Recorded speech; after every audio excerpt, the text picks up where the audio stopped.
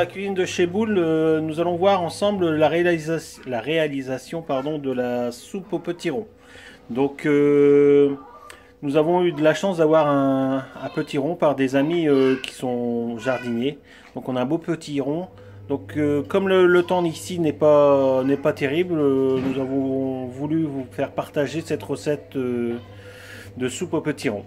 Donc on fait le descriptif ensemble et puis nous allons voir la réalisation de cette recette. Donc pour la recette du petit rond, il vous faudra 5 pommes de terre et un petit rond. Oui, ensuite Des carottes, oui. 2 oignons, 4 gousses d'ail, du beurre, de la crème Liquide, oui. liquide, du poivre, du sel et 2 vaches qui rit. Ok, d'accord. Donc pour la suite des opérations, ben, ça va être l'épluchage des légumes et le taillage. Donc on verra ça au fur et à mesure de la préparation. Alors maman nous a rejoint pour le taillage du petit rond. Donc pour commencer, ben, vous le coupez en 4 et vous enlevez la pelure. Donc plusieurs possibilités, soit avec un couteau fin ou comme là pour enlever la plus grosse partie de la protection, enfin de la pelure au couteau. Donc surtout les enfants, si vous faites ça vous-même, vous prenez un économe, ça mettra beaucoup plus de temps, mais la sécurité avant tout. Vous demandez à papa à un moment d'éplucher le petit rond. Donc après avoir enlevé la pelure extérieure, on va s'attaquer à l'intérieur, donc tout ce qui n'est pas comestible, les graines, la fibre. Donc vous utilisez une grosse cuillère pour gratter l'intérieur du petit rond. Comme si on viderait une citrouille pour Halloween, c'est le même principe.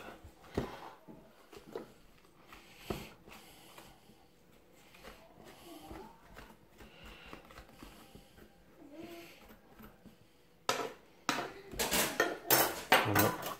Il ne vous reste plus qu'à le détailler grossièrement en petits cubes pour dire que à la cuisson ça soit assez rapide.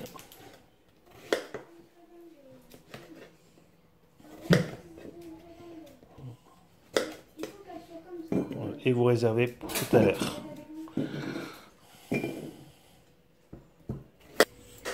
Donc là on se retrouve avec Léa et Clara qui ont passé la pluche des légumes, donc pommes de terre, carottes, oignons. Voilà, ils sont de corvée. Donc on se retrouve une fois tout épluché et tout détaillé. Donc voilà, on se retrouve après le taillage, l'épluchage pardon, et aussi le lavage des légumes. Comme c'est des légumes du jardin, bah, pensez bien à les nettoyer avant de les couper ou même après s'il faut. Donc on va passer à la cuisson des légumes. Donc il vous faudra un grand faitout, une grande marmite. Dedans vous déposerez de la matière grasse, du beurre, margarine. Ok, je vais laisser faire le chef.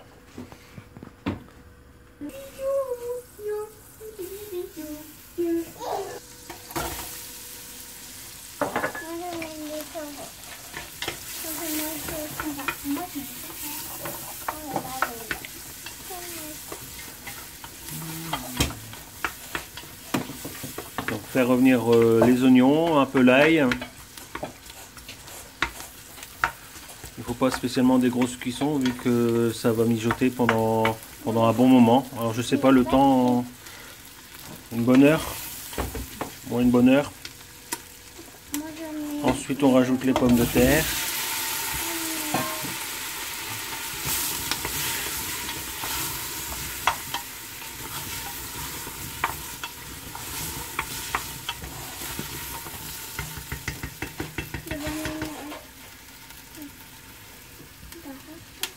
Les carottes. Donc,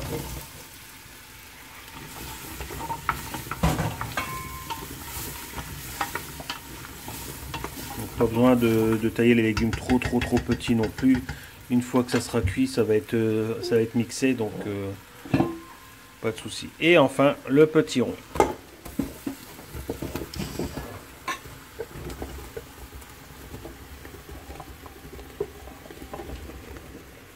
Voilà, ah, bah, ça va être une marmite bien remplie. Ok, bon bah après le manque de sucre, bah, c'est la cuillère en bois qui nous lâche. On va bientôt pouvoir faire un spécial bêtisier. Ensuite, vous remplissez d'eau, donc jusqu'à hauteur, je pense. Ouais, c'est ça. Maman me confirme.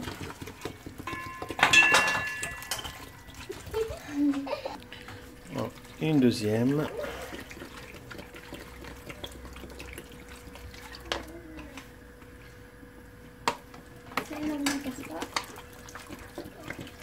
Voilà, jusqu'à hauteur des légumes.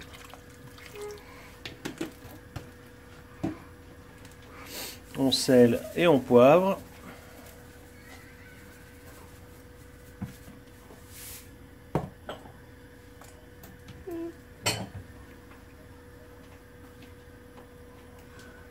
Vous pourrez toujours réajuster à la fin quand vous l'aurez goûté après cuisson et après mixage. Un peu d'herbe de Provence. Non, c'est du thym, c'est du thym.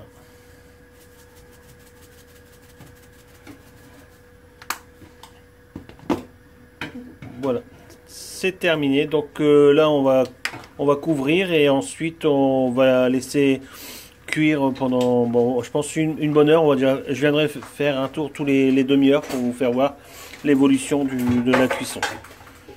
Donc on se retrouve après. À tout à l'heure. On se retrouve une demi-heure plus tard déjà. Donc pour suivre l'avancement de la cuisson, on pique les légumes. Bon bah là on voit bien qu'il faut encore attendre un petit peu. Donc là ça fait une demi-heure déjà.